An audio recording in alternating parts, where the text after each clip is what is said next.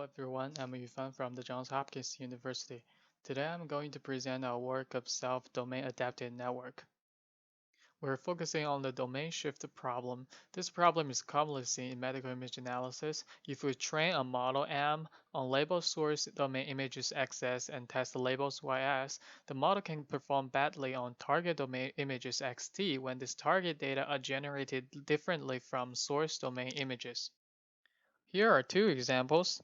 MRI T1 image contrast can vary a lot across scanners and clinical sites. Here are 4 T1 images from 4 different hospitals. If we train a model from the T1 image in the first hospital, the model can perform badly on the T1 images from other hospitals. Another example is the retina OCT images from 2 scanners, Spectralis and Cirrus. A retina segmentation model trained on Spectralis can perform badly on Cirrus data. There are two solutions to alleviate this problem. We can train a more generalizable model with various source domain datasets, or we can use the unsupervised domain adaptation method with unlabeled target domain images XT. We are only focusing on the second methods. The second unsupervised domain adaptation method can be further categorized in 2 ways. The first is pixel level harmonization, where we translate target image XT to look like source image XS. Methods like histogram matching or cyclogram can be regarded as pixel level harmonization.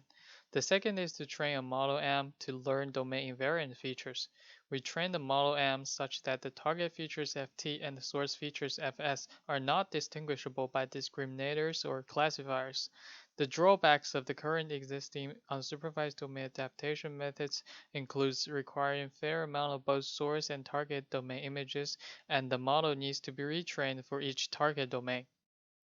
So the ideal case and our goal is to find a trained model that can quickly adapt a single test subject to source domain at inference stage.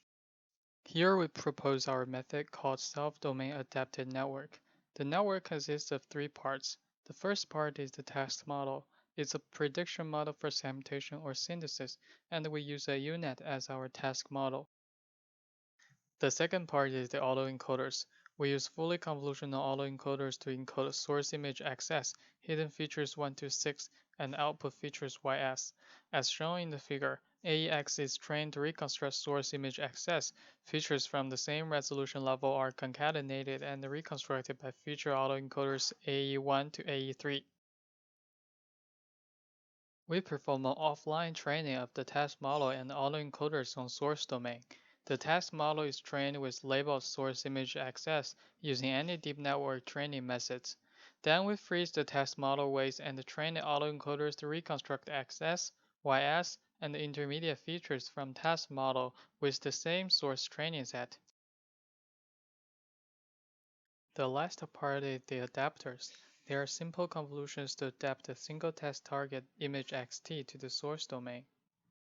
In testing stage, we freeze the weights of the test model and the autoencoders, and then we perform an online training of the adapters on a single test target domain subject by minimizing the autoencoder's reconstruction loss. The core idea is that we use the adapters to transform the target image and the features to get close to source image and the features, which are measured by autoencoder's reconstruction loss. However, this method has a major challenge. The gradients from autoencoder's reconstruction loss are not always useful to train the adapters to align target and source features. On the left image, the dashed line are our trained classifier and it performs well on source features, but it fails to classify the domain shifted to target feature. If we don't constrain the adapters, we will have this feature mode collapse problem. It's because the target features can collapse to the same cluster, which can be reconstructed well by the autoencoder. To alleviate this problem, we need to constrain the transformations of the adapters. We have a pixel level adapter AX and we constrain it to a 3-layer 1x1 convolutions, so it can only perform histogram manipulation. Second, we constrain the feature level adapters A1, A2, A3 to be 1x1 convolutions, which can be represented as a matrix multiplication on the feature space. To avoid feature collapsing, we want to maintain the feature distance before and after transformation. WAI is adapter's convolution kernel, and FA, FB are 2 feature vector. In order to maintain L2 distance, we need WI to be orthogonal. So we trained adapters using both autoencoder reconstruction loss and orthogonality loss. Here are the recap of the key points of our method. So our goal is to find a trained model that can quickly adapt a single test subject to source domain at the inference stage. So how to define adapt to source domain? Recall autoencoder for anomaly detection. We think source domain is normal, while target domain with domain shifts are abnormal, and we have large reconstruction error. So when autoencoder has small reconstruction error, we think the target data has been adapted to the source domain. The second key point is how to adapt quickly and use only a single subject. During adaptation, large models like task model are frozen and only the simple adapters are trained.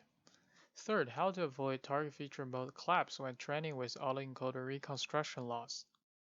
We constrain adapters to be simple convolutions and add orthogonality loss to the adapter weights.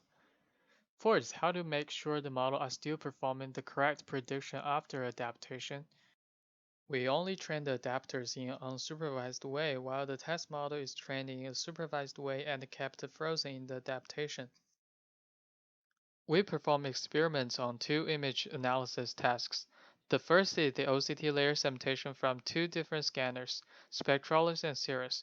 We train the segmentation model on Spectralis and test on Cirrus.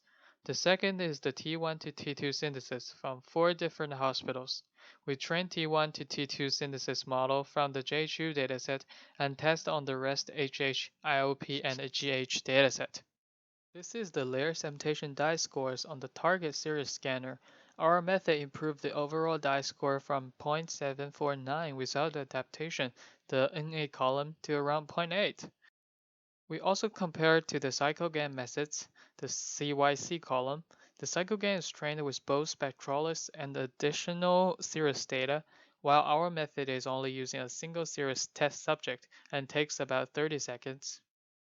We also show results on test data from source domain. Without adaptation should have higher accuracy since the test data is from source domain. If we apply our adaptation method to the source tested data, the results are comparable with no adaptation. Here are the visual results. We can see segmentation arrows if not performing any adaptation, and the results are improved with CycleGAN and our methods. Notice that CycleGAN image looks like source Spectralis image, but our adapted image are not improving. That's because we have both pixel level adapter and feature level adapters. So even the pixel level adapter is not adapting the target image to the source image. The intermediate features are adapted to make results better. This is the quantitative results of the T1 to T2 synthesis results. We compare the MSE and SSIM of the synthesized T2 and the real T2. For MSE, the lower the better, while for SSIM, the higher the better. Compared with no adaptation, we achieved better results.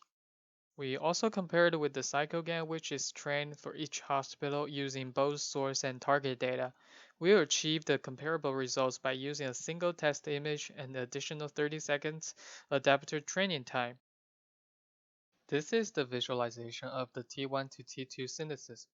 On the left are the source and target real T1 and the T2 images. On the right top are the CycleGAN adapted image and our adapted image using pixel level adapter. The right bottom is the synthesized results. We achieved visually comparable results with CycleGAN while much better than no adaptation. To conclude, we proposed a novel self-domain adaptive network which can quickly adapt to the single test subject at inference stage. The major limitation of the work is that we are only considering minor domain shift that can be solved by relatively simple adapters. Future work will include incorporating the other self-supervised methods and the better autoencoders. Thanks.